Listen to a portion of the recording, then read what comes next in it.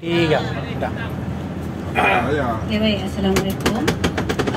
Mula-mula sekali, terima kasih layanan yang baik. Dan saya pun beberapa kali pesan dekat Rahmat, seboleh-bolehnya apa yang kita senaraikan dekat itinerary, kita pergi semua. Cuba pergi semua, jangan skip kecuali betul-betul mendesak. Alhamdulillah, Rahmat okey bagi kerjasama yang baik. Terima kasih. Kat Sabang okey, cuma kalau lain kali yang perlu diperbaiki, saya harap pengurusan bot tu agak lebih cepatlah. Okey, sebab kita banyak masa menunggu, kesian orang yang berumur nak tunggu lama-lama. Selebihnya okey, sebab rasanya ini first time yang kami pergi snorkeling. Dia ada sekali dengan video dan gambar, terbaiklah. Dan itu tak charge pun, kecuali kita sendiri yang nak bagi tips. Maksudnya itu sangat berpatutan, sebab nak guna kamera mahal, masuk kamera nak perlukan dia ada skill. Dan itu salah satu highlight dalam trip ni lah. Sangat bagus. Makanan dia betul macam tu Haji cakap, makanan bagus, semuanya sedap. Alhamdulillah. Penginapan pun alhamdulillah dekat, nak jalan kaki, nak beli barang, nak pergi makan, nak pergi lepak, semua dekat.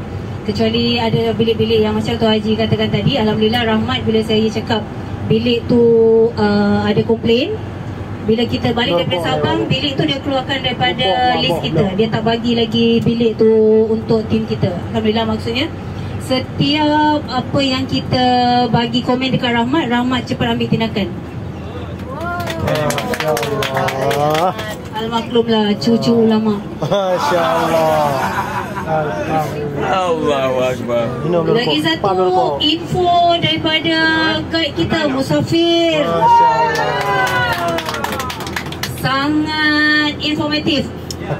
Sejarah, dia banyak baca buku katanya. Dan cara penyampaiannya bersahaja dan bersemangat. Kita dengar macam tak berkelip mata. Macam dia cakap apa lepas tu dia bercerita ke bersaja sebab intonasi dia pelbagai. Kalau Rusuk Pantau rasa kalau TV ni 6 ni. Masya-Allah. Lepas tu driver yang cakap sempit jalan pun on, nak parking on.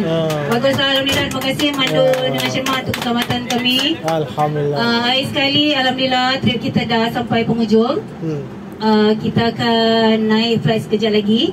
Cuma peringatan, kita tak order apa-apa makanan dalam flight. Jadi kalau kita rasa lapar nanti, kita order je dalam flight.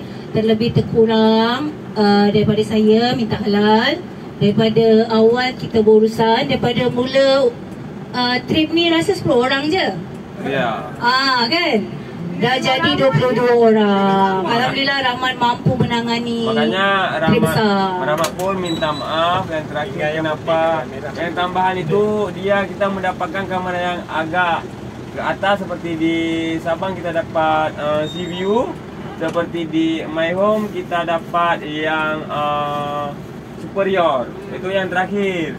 Dan ada satu lagi yang paling terakhir kat sana, kita cuma dapat homestay. Sebab keadaan kerana cuti panjang, jadi banyak sangat orang yang datang ke Sabang.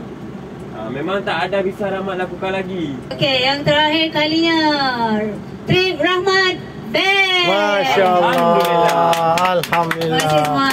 Ya, alhamdulillah.